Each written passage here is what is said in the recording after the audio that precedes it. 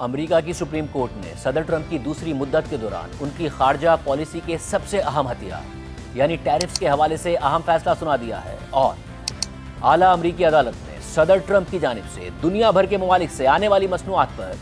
بھاری ٹیرفز عائد کرنے کے عمل کو امریکی قانون کے خلاف قرار دے دیا ہے۔ CNN کے مطابق امریکی سپریم کورٹ نے ٹیرف سے متعلق آج اہم فیصلہ سناتے ہوئے کہا کہ صدر ٹرمپ نے یک طرفہ طور پر دنیا بھر کے ممالک پر وسیع ٹیرفز عائد کر کے امریکہ کے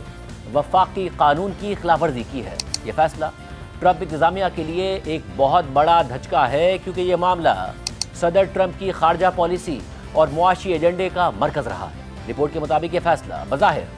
صدر ٹرمپ کی دوسری مدت کا سب سے بڑا نقصان ہے جو امریکہ کی قدامت پسند سپریم کورٹ سے سامنے آیا ہے۔ یہ واضح رہے کہ اسی سپریم کورٹ نے گزشتہ سال متعدد ہنگامی فیصلوں کے دوران صدر ٹرمپ کے حق میں رائے دی تھی، جن میں امیگریشن، آزاد اداروں کے رہنماؤں کو برطرف کرنا اور حکومت کے اخراجات میں بڑی کمی کرنا شامل تھا۔ ٹیرف سے متعلق فیصلے میں سپریم کورٹ کے چیف جسٹس جان رابرٹس نے 6-3 کی اکثریت سے تحریر کردہ اپنے فیصلے میں لکھا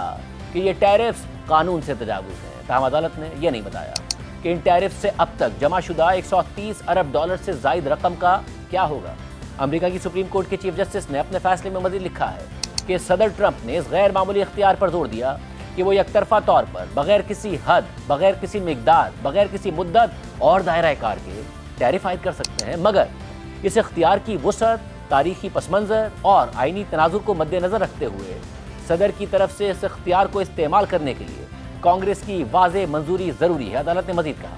کہ جس ہنگامی اختیار پر ٹرمپ نے انحصار کرنے کی کوشش کی وہ کافی نہیں ہے، اور جب کانگریس ٹیرف عائد کرنے کا اختیار دیتی ہے تو وہ یہ کام واضح طور پر اور محتاط حدود کے ساتھ کرتی ہے، لیکن یہاں ایسا نہیں ہوا۔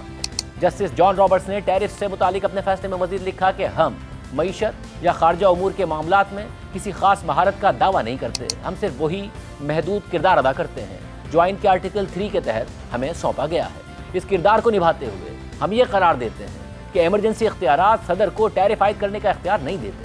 ٹرمپ جب سے دوسری دفعہ صدر بنے اس وقت سے ٹیرفز کو خارجہ پالیسی کے ہتھیار کے طور پر استعمال کر رہے تھے، اپنے حلیفوں اور حریفوں سب کو دھمکیاں بھی دے رہے تھے اور آئے دن ان پر ٹیرف لگا کر اپنے مطالبات منوا رہے تھے یا منوانے کی کوشش کر رہے تھے، مگر اب خود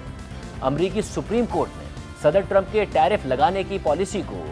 غیر قانونی قرار دے دیا۔